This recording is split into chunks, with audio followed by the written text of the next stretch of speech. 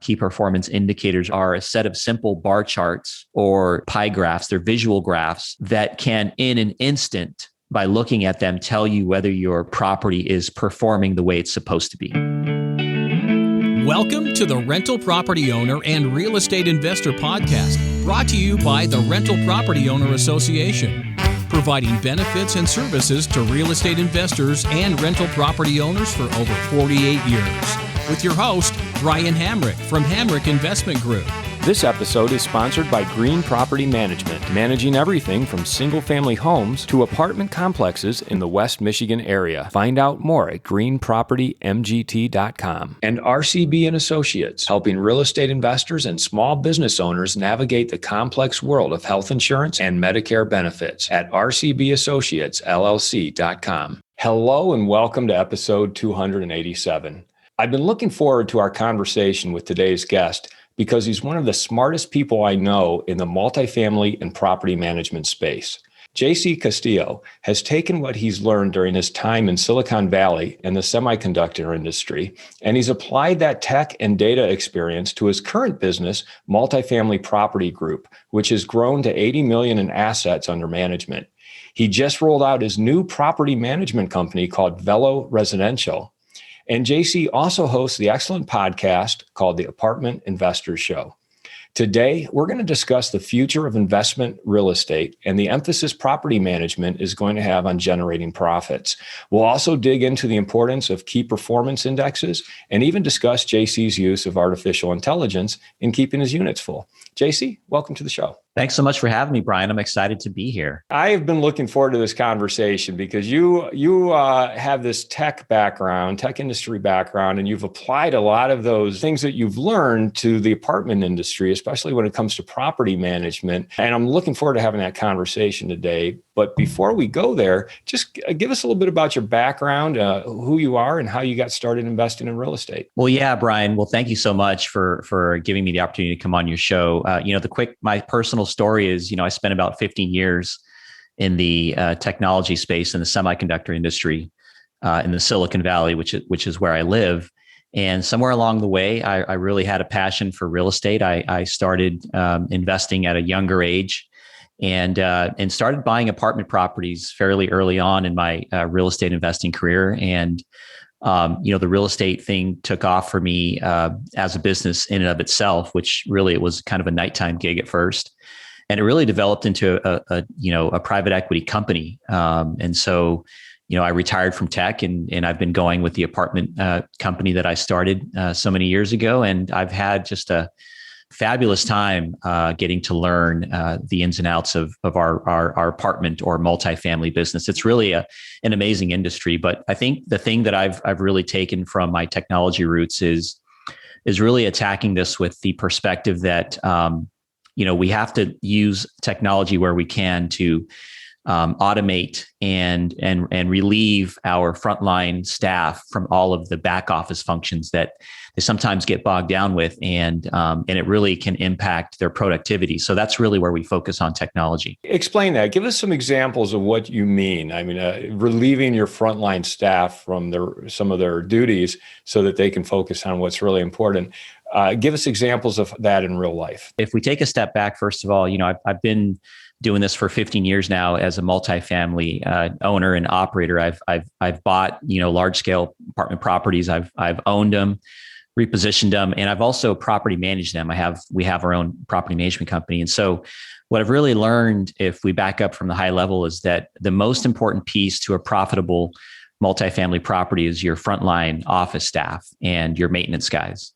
And so really, as a leader of a company and any owner that's in multifamily, what you need to be aware of is that your number one job should be to figure out how to make your on-site staff's lives better, easier, and make them happy employees. Because if you can do that, they are going to really do what they do best, which is keep your property full and make you money. If you remember that the number one thing is to make them happy, then you obviously have to start thinking about their life and day-to-day life.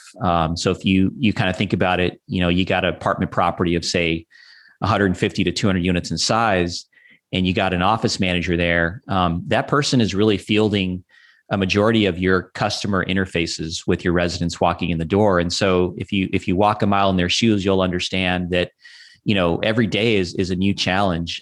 You got a resident that might have a work order, a broken toilet bowl that wasn't fixed properly, and they want to come into the office and they want to talk to somebody, and they may not be in a great frame of mind. They may be upset. And the way that your office manager is either in a good mood or potentially not, because of all the back office work they have, could impact the way your resident feels about the experience, right? And the customers, they don't remember what happens. They remember how they feel. And we have to remember that our customers or our residents are going to feel a certain way based on how our frontline staff interact with them. And so if I can give you an example of what you asked, which is, how are we using technology? About a year and a half ago, we decided to start using an artificial intelligence bot to handle all of the incoming inbound leads for potential prospects that were interested in leasing units at our property.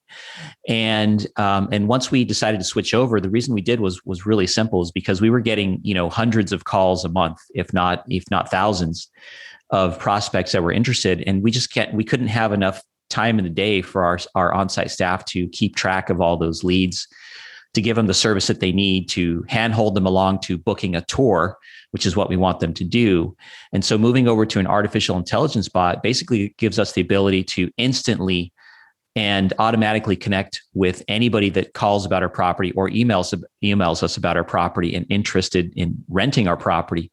They get a response within 2 minutes or less. And so that's very powerful, because we're only in the office for 8 hours a day. And if somebody gets home after work and they're surfing the internet and they find our property online and it's 9:00 at night and they call our office or they send an email about an inquiry, if we can get that person within 2 minutes responding to them and having a conversation that's human-like and get to interact with them and get them to book a tour with us, well, we basically just potentially saved ourselves from losing a lead, a hot lead. Because in today's, environment, right, let's face it, with social media and instant access to data, people are not going to wait around for more than 5 minutes to get an answer for what they need. They just don't have the attention or the time for it. So using an artificial intelligence bot, actually, what it did was it reduced the workload for our office staff, most importantly. So they're a lot happier and freed up from all of the endless calls about the interest. But it also actually gives immediate response to the customers or our residents, our prospective residents.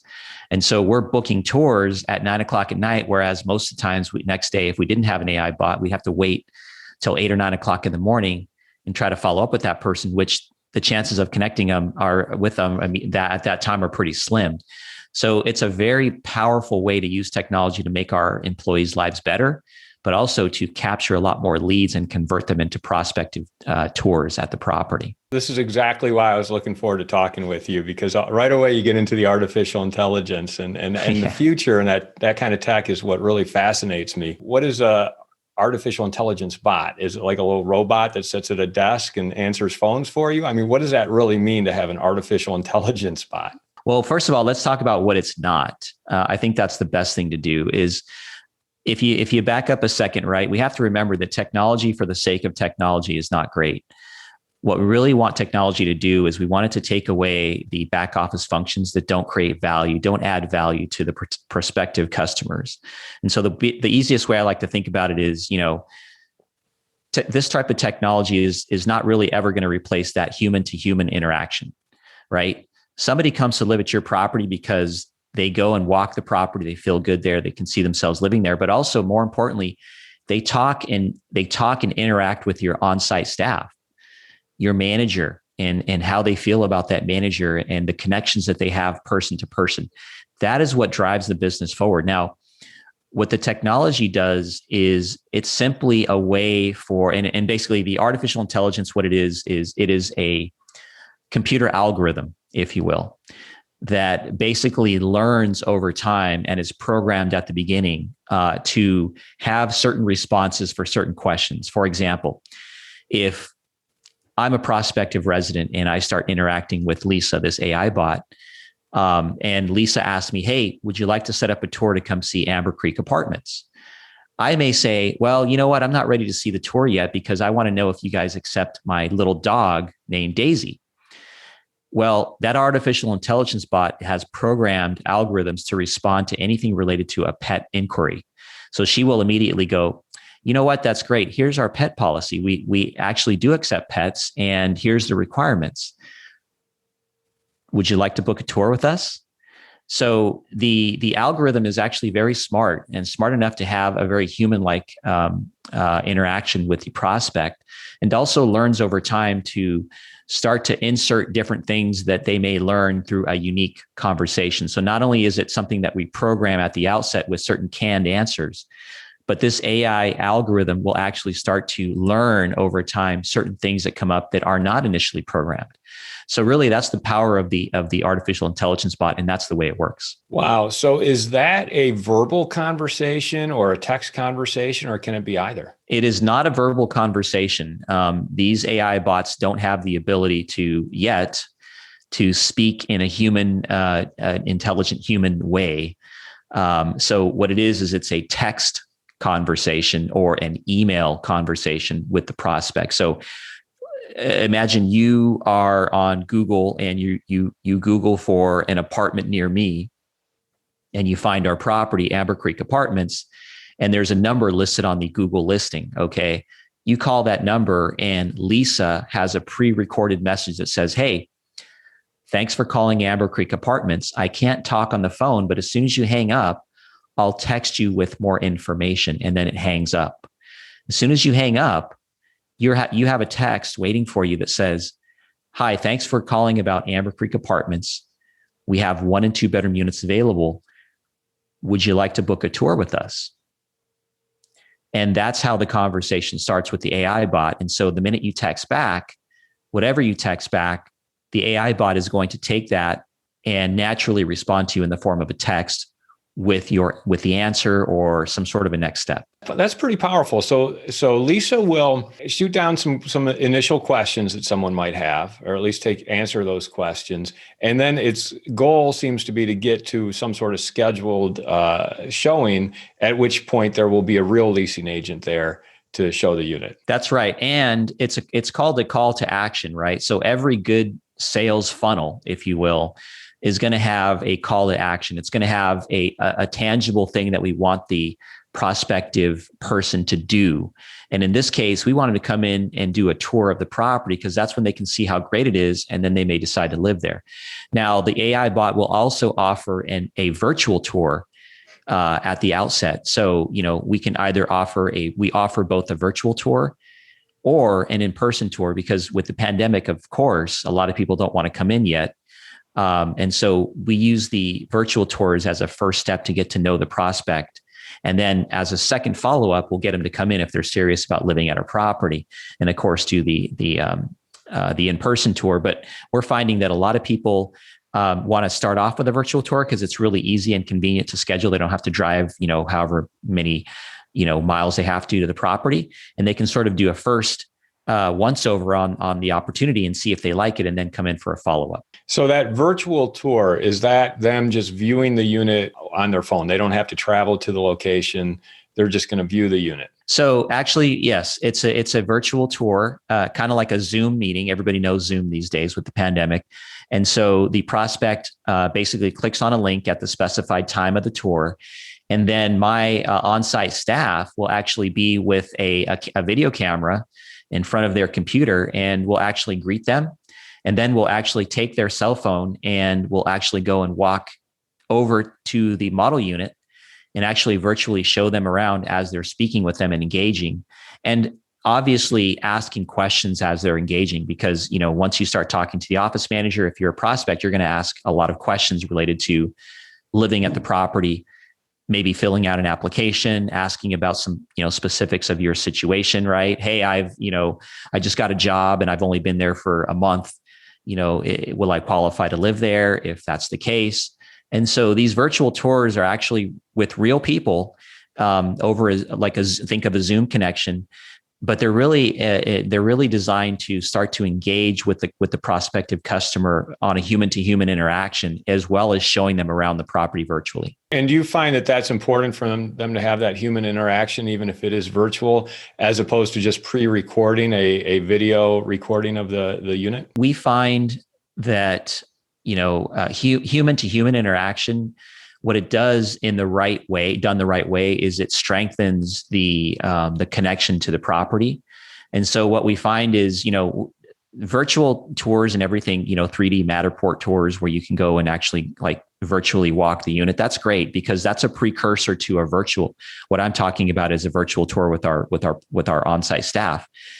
But if you can, you want to start to weave in that personal connection, because if you're a prospect, you can't ask specific questions related to your situation like you can with an office manager. And also you can't see a smile from a computer interaction, right? So when you see my manager and she's smiling back at you and she's walking around with you and you're asking questions and you're doing a virtual tour with her, what you're doing is you're building a personal relationship with our staff. And really that's probably more important than just seeing the actual property, right? What about screening the tenant before you even get to the virtual stage? Does Lisa, your AI bot, screen that tenant and say, hey, we want to make sure that you have a credit score above such and such and no criminal history, that type of thing? Yeah, the nice thing is that Lisa doesn't start with that because we don't want to turn off people right away, right? You don't want to give them all the rules and regulations before they've had a chance to actually engage with you. But once they actually start a conversational thread with Lisa, the AI bot, and they've gotten to the point where they're actually going to book a tour and they've actually specified a time that they want to come in, at that point, Lisa will drop a couple of requirements for people to live at her property as a way to educate them. So, she'll say, okay, great. You're scheduled for Wednesday at 10 o'clock on April 3rd. Looking forward to seeing you. Oh, by the way, here's our list of requirements to qualify to live at our property. You must have, XYZ, no eviction history. You got to make 3x the rent, just want to give you that heads up. And, and then we leave it at that, right? So we give them the information. Sometimes they'll actually text Lisa back and say, oh, I had an eviction a year ago. Would I still qualify? And at that point, what'll happen is we have virtual agents. We call them virtual leasing agents. And they're in charge, once a prospect is booked for a tour, they're in charge of answering all those questions that Lisa might not be able to answer, because Lisa's going to stop at that point and she's going to say, look, when it comes to your personal thing, you'll have to talk with our leasing staff to get more information. But then we've got human people, right? Human virtual agents that are interfacing with all the booked tours ahead of the tour. And they're interfacing with them and asking them more qualifying questions, answering any of the things that they have questions about, and hand-holding them through the tour process, and also getting them to submit an application after the process is the tour is done. So we kind of have like Lisa, the AI bot, is the first interface. And then we have virtual leasing agents that are the second interface. And they start right when the property tour is booked, or virtual tour. And then, we're working to close up those leases on the back end, right?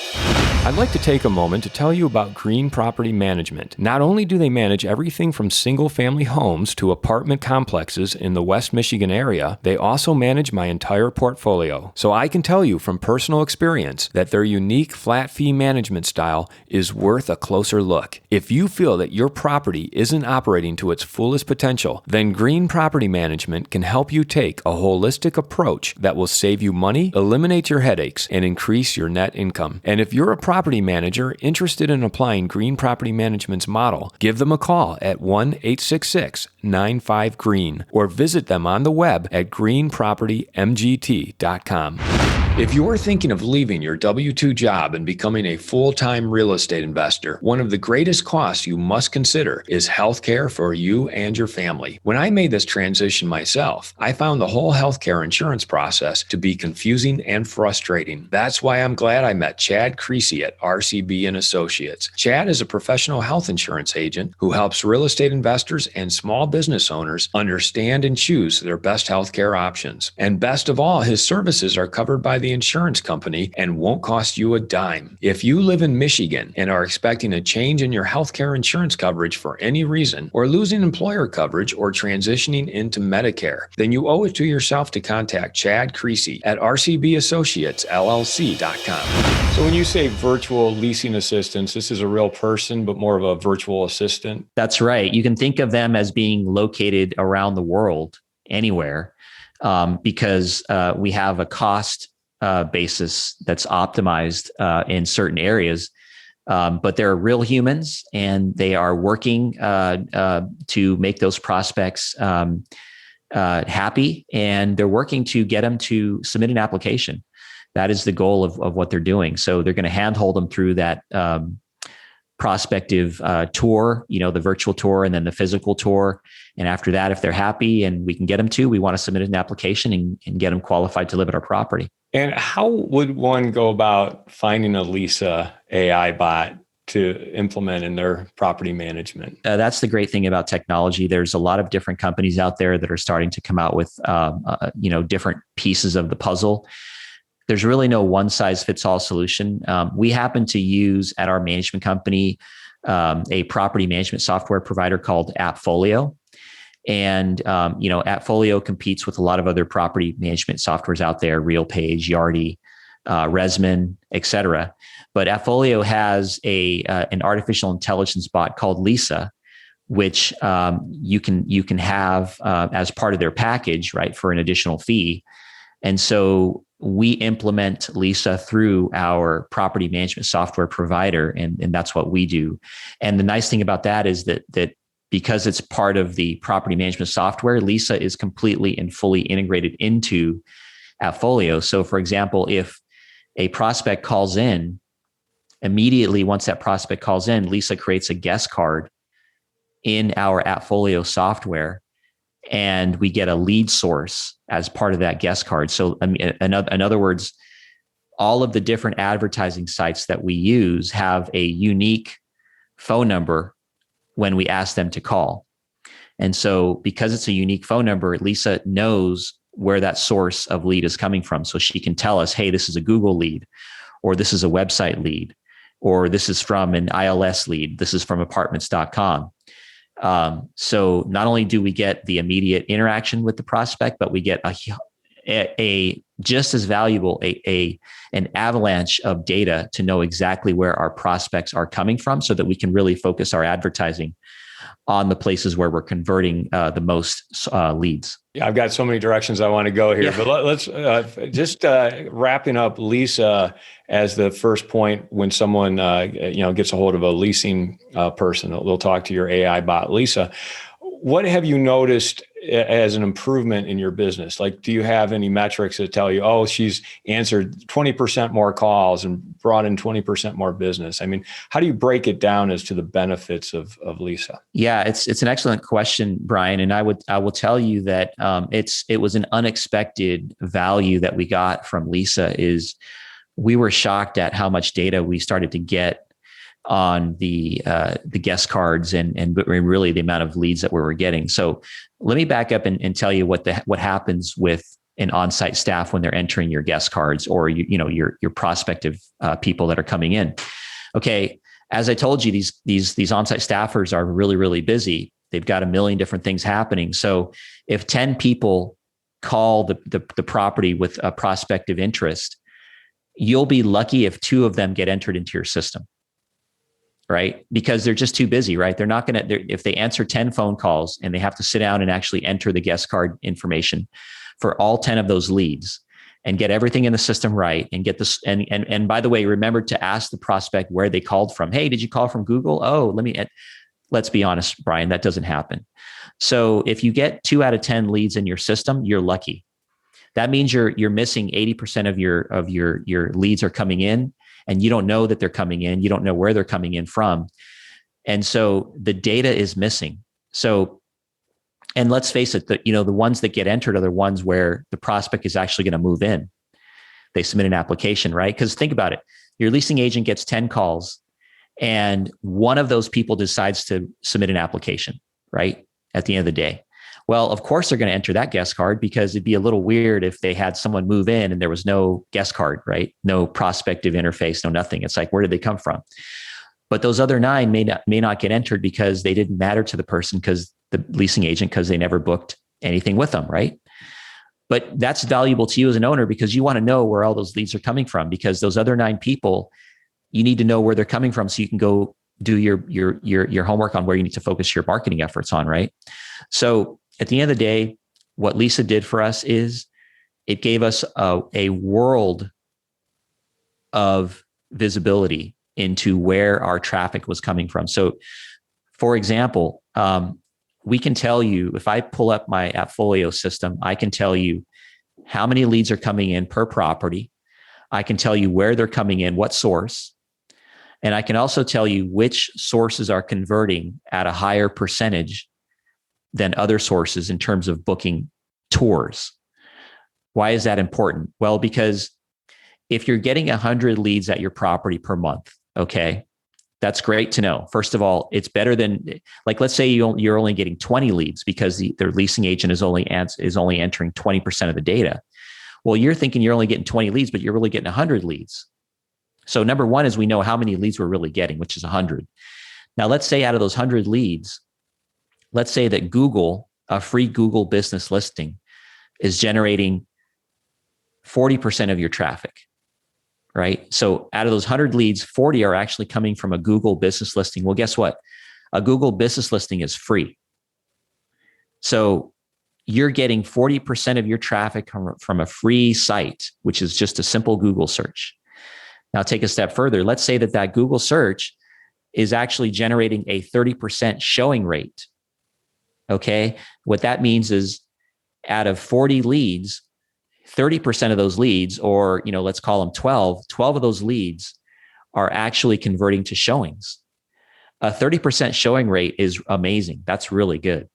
What that tells you with the data is you go, hey, wait, I better really focus on Google, because that's bringing in 40% of my total leads, and 30% of those are converting to showings. So that's a really big lead source. What we found out from our data, Brian, and this is the thing that blew my mind. We used to spend a lot of money with apartments.com. We really thought that we had to. And we just thought that we were getting a lot more conversions than we really were, until we turned on the data with Lisa.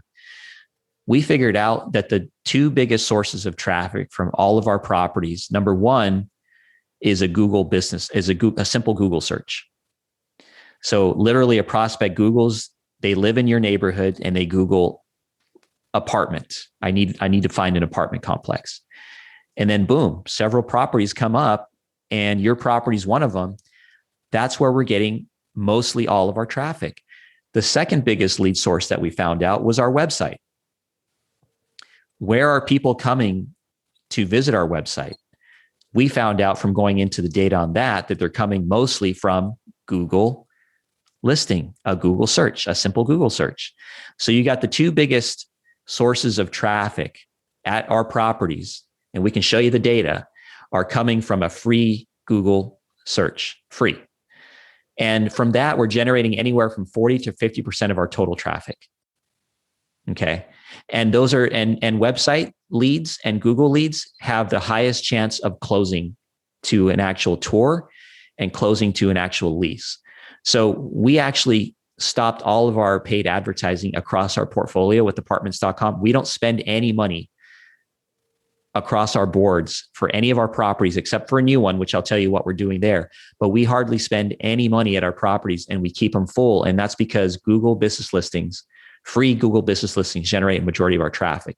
And by the way, that's another point for you, is your online reviews at Google are critically important, because most of your traffic, and this is for anybody's multifamily property, is going to come from a Google listing. And so if you got terrible reviews on your property on a Google, if you do a Google search and it says, you got like 2.5 out of 5 stars at your property and people are saying bad things about your property, guess what?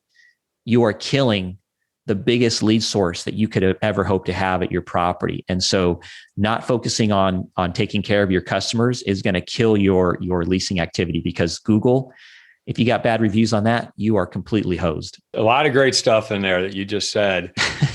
Are you doing any sort of search engine optimization in order to be the first when people Google for a place to live? Look, we can talk about Google paid ads, and Google paid ads are something that we are using at one of our properties.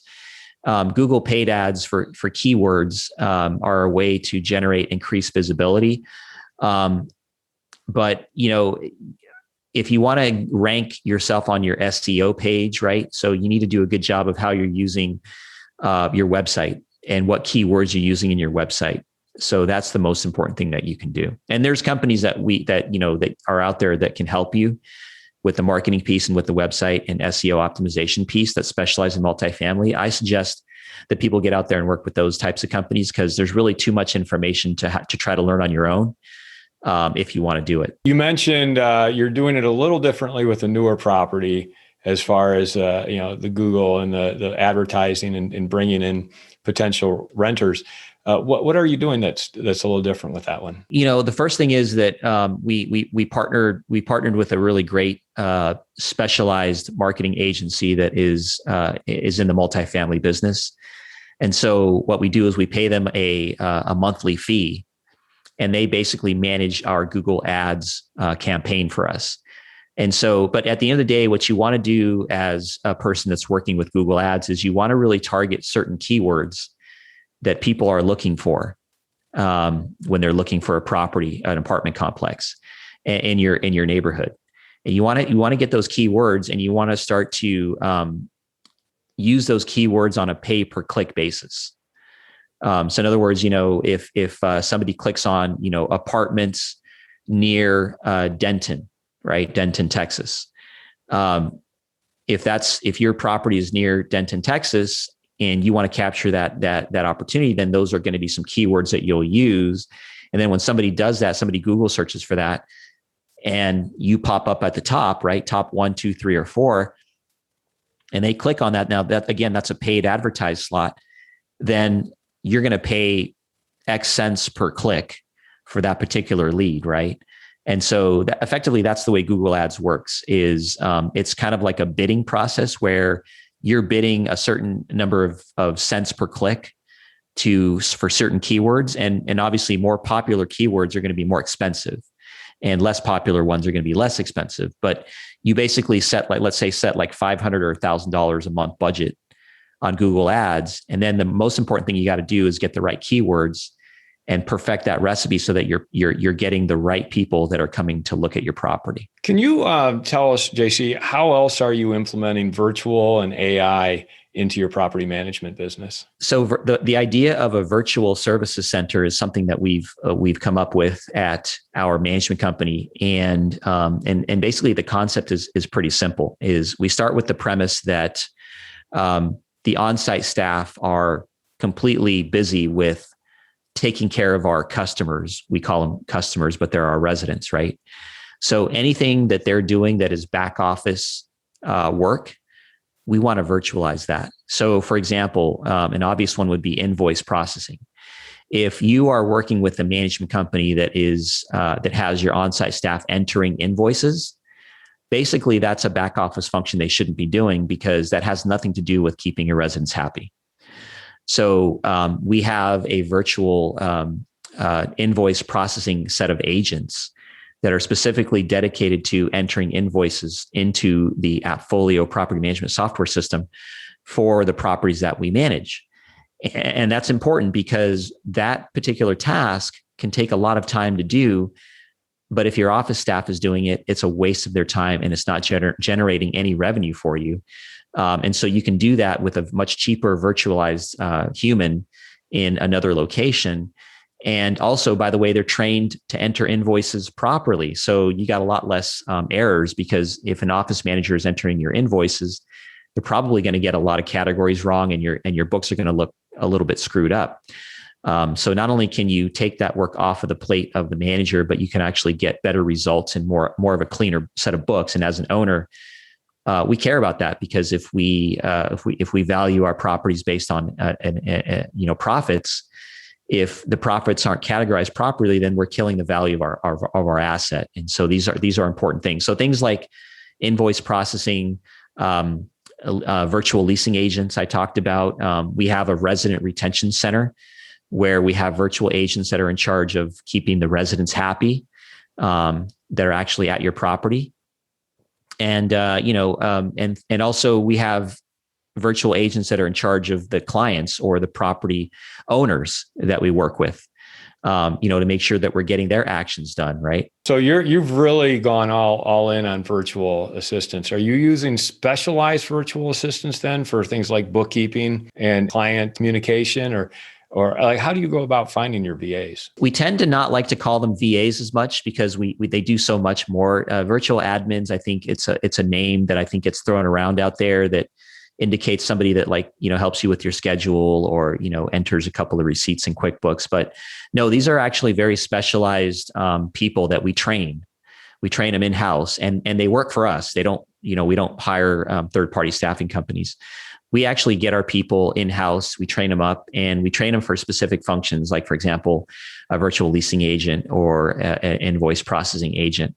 And so, these people are basically, they're like, think of them like on-site staff. They're in the multifamily business. They have a specialized function and we train them up to be very specific about what they do and they don't do in the functions that they're in. So it's really less of, hey, we're going to go to this third-party company and go give us like 15, virtual assistants that can do anything they like. I mean, we really, we look at these people like they're part of our team.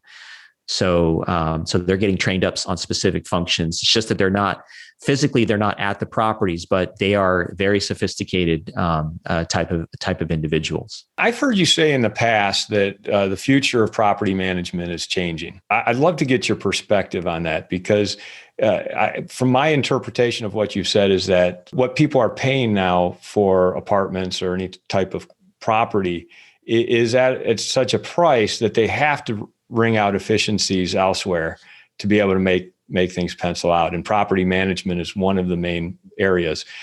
Tell me if I'm on the right track there, but I'd love to get your take on the future of property management. Well, yeah, I mean, look, if we start with like the future of apartments, really, there's three basic legs of any apartment owner's business, right? Number one is deal flow, right? So that's finding the actual opportunities, right? And they could be anywhere in the United States. Number two is being able to raise the money and go and finance the property, right? So, if you've got private equity, if you've got, lenders with debt, so you put the capital together to go buy the property. I think the third leg of the stool is the one that most people don't think about, which is the operations piece. And the biggest decision maker in your operations piece is going to be your property management company. Whether you have an in-house property management company or whether you farm it out and you hire somebody, the property management company is going to have everything to do with whether you're going to be able to, as we like to say, operate for more profit with less stress. And so what's really important about the operations piece is that the margin for error is becoming so much less these days because, as you mentioned, prices are at an all-time high for these properties. And so you're paying a lot more, which means that you've got to operate for a lot more profit and you've got to squeeze every bit of that juice out of the lemon. Otherwise, you're not going to cash flow. And so the margin for error is really reduced. And so when I talk about the future of management, what I mean is that there's a couple of basic tenets that are going to be a huge factor going forward here for whether you're going to be successful as an owner. And they have to do with management and how you operate your properties. Number one is, are you working with a modern management platform? What do I mean by that? Well, what I mean by that is, think about your customers or your residents, right? It's all about their customer experience. If a resident has a problem with a broken toilet bowl at your property, how easy is it for them to file a work order, right? Your customer has a problem. How easy is it for them to take care of it? Do they have to walk out of their unit and go walk over to your manager's office and go hand write a work order and say, hey, my toilet bowl's broken. Can you fix it? And if they do, what if the management office is closed? What if it's after hours and they walk over there and it's closed? I mean, how mad would you be, right? Or think of the other way. Can they just take a picture with their iPhone of the toilet bowl and send a text message to a work order number, and then everything gets entered into the system, and the next morning a maintenance guy gets dispatched and is knocking on your door to go fix that broken toilet bowl, and all you did was send a text with a photo. Imagine the power of the customer experience and how much better it is with number two that I said versus having to walk over and handwrite a work order. You may say, JC, that's crazy. No one does that. Well, if you're in the management business, you'd be shocked how many management companies are operating like dinosaurs. And it all translates to a horrible customer experience. So when I say a modern management platform, that's what I mean. I mean is how much of an experience are you making it pleasant for your customers to do business with you? The second big piece that I think management is going to play a big role in moving forward is it's going to be the virtualization of management. We talked about the virtual services center. We talked about on-site staff. We talked about the fact that on-site staff are the most important piece of your profitability, but yet most on-site staff are being loaded up with a bunch of back office work that should not be on their plates. So what we have to do as a management industry is we have to virtualize these services and automate things, take it off the on-site staff's plate, make it more efficient. We have to use virtual agents to reduce the cost, right? Cost is a big piece too. Payroll is one of your biggest cost line items as an operator, as an owner, right? So if we're using virtual people with a much lower cost basis, in many cases, 3x lower the cost basis, that's going to save you a lot of money, right?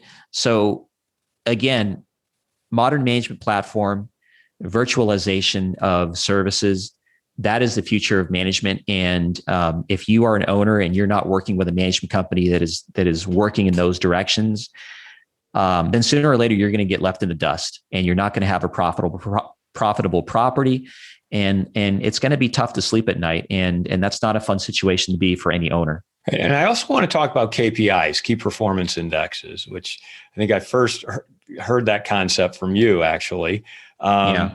Talk about what those are and how you employ them as a property management company. KPIs are key performance indicators. Key performance indicators are basically, just simply put, they are a set of simple bar charts or pie graphs. They're visual graphs that can, in an instant, by looking at them, tell you whether your property is performing the way it's supposed to be. So some of the more obvious KPIs that we would track would be things like total revenue to budget for the month to date and for the year to date. And that simply means, hey, I've got a budget to collect $100,000 in this month. And how much have I collected so far? It's the 15th of the month. I'm at 95% of my total 100,000. So today I've brought in $95,000 of rents plus other income, and I got a bogey of $100,000. Well, a simple KPI, you should be able to look at it in a simple bar chart in red and green. Should tell you, red would tell you, no, we're not at 100%, or we're not at that 100,000. And how far behind are we? So we basically have a KPI that says revenue to budget for the month to date and year to date. And it simply is a simple bar that would be at 95%, and it would be red. And the budget obviously is 100%. So you would know that you still have 5% left to collect, right? Well, with a KPI, you'll know that in a second. You look at that. You don't have to go and pull reports from the property management software and go pour through 15 different reports. You just want to know, am I hitting my budget on revenue, right? The next KPI that, for example, that we would track would be delinquency. Delinquency as a percentage of the budget, right? So in the example I gave you, let's say that we're at 95% of revenue to budget for the month of March on the 15th of the month. And if I look at my next chart, which is delinquency to budget, let's say that I have 10% worth of delinquent rents to collect still, which 10% of $100,000, which would be $10,000, right? Remember, I'm $5,000 short. So I know that I've got delinquent rents of $10,000. I know that I've got $5,000 more to collect. So the chances that I would be hitting my total $100,000 budget is pretty good, because if I just collect 50% of my delinquents, I'm at my budget for the month. Alternatively, if delinquency is only 2% to budget and I've only got $2,000 left to collect and I've collected $95,000, The best I can do if I collect every single penny is 97,000. That means that I'm going to fall 3% short of budget for the month. How powerful would it be to know that on the 15th by just pressing a button instead of pouring through 15,000 reports to figure that out, right? You as an owner don't have time to do that. So one of the things that we've done with our management company is we've set up our management company to be able to give these automated KPIs delivered directly to the owners twice a week, so that they know exactly how their portfolio is doing. Knowing how your portfolio is doing gives you two advantages as an owner, right? Number one is there's a problem. You'd be shocked. Most people don't even know there's a problem until it's too late.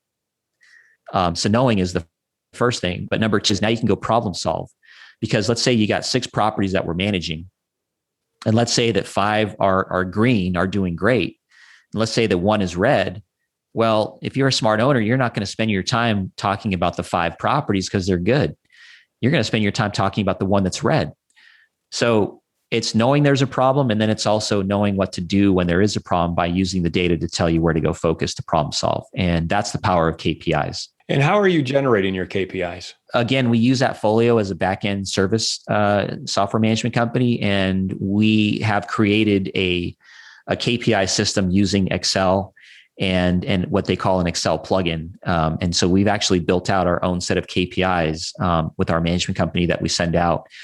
And they're a set of KPIs that we as owners, because we've been owners as well, they're a set of KPIs that every owner would care about. So those are automatically sent out. That's how we do it. So let's talk a little bit about Velo Residential, which is your new property management company. Tell us about that and how it's different from other property management companies. I've been in this business for a long time. And so I actually had the opportunity to build out my own management company, that we use for our own properties.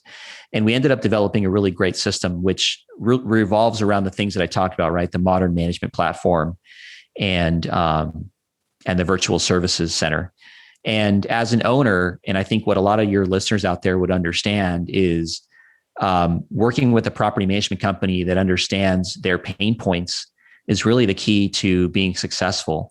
And so what we did is we've taken all that goodness that we built in-house for our portfolio after 15 years of doing this, and we've created a new company that takes all that goodness and we package it up into a new company, a new offering called Velo Residential. Velo Residential does 2 things. One, we do property management for large-scale apartment properties, 100 units and bigger. And 2, we actually do all of the design and renovation for value-add projects. So you buy a property and it needs $1 million of work. We can come in and tell you exactly where your best value is going to be for what you spend your money on. And we can help, and we can go and execute from start to finish, execute all of the reposition work for your property. So we are opening up, we are in Dallas, Fort Worth. So we only service owners that are in Dallas, Fort Worth. So if you've got a property in Dallas, Fort Worth, that's 100 units or bigger, and you're looking to work with a management company like Velo Residential, all you got to do is go to operateforprofit.com to find out how you can hire our company. I know we need to wrap it up here, but I want to circle back around to something you said earlier about follow up with your residents or your customers before and after work orders. Yeah. Can you just touch on that briefly? One of the problems with traditional management companies is, and I think this is not just a problem with management companies, it's also a problem with owners, is that we always think about I call it the front door. So that's filling your property, putting new butts in the seats, right? That's leasing vacant units. But once we actually give the keys to the resident that's leased your unit and they move in, we kind of forget about them until when? Until their renewal, right? Which is usually about 90 or 60 days before their lease is up. So they sign a 1-year lease, they move in, they get the keys. We totally forget about them. And 9 months later or 10 months later, their renewal is going to happen. And then all of a sudden we pick up the phone and say, hey, Mrs. Jones, here's your renewal letter. It's a $100 increase. We hope you're going to stay with us. And Mrs. Jones says, you guys, I had 2 or 3 work orders. Like when I first moved in, nobody ever called me. Nobody followed up with me. They weren't even done right. And since then I've had 5 more work orders for the same thing that was broken all the time. You never fixed it. There's no way I'm going to renew my lease. And so what happens is the reason that you're suffering as an owner is because you failed to understand that just because you move somebody in, that's not where the relationship ends. We created a resident retention center agent, a virtual resident retention center agent, because we realized that once the person gets the keys and moves in, our job to renew that person in a year starts the day they move in. Think about it.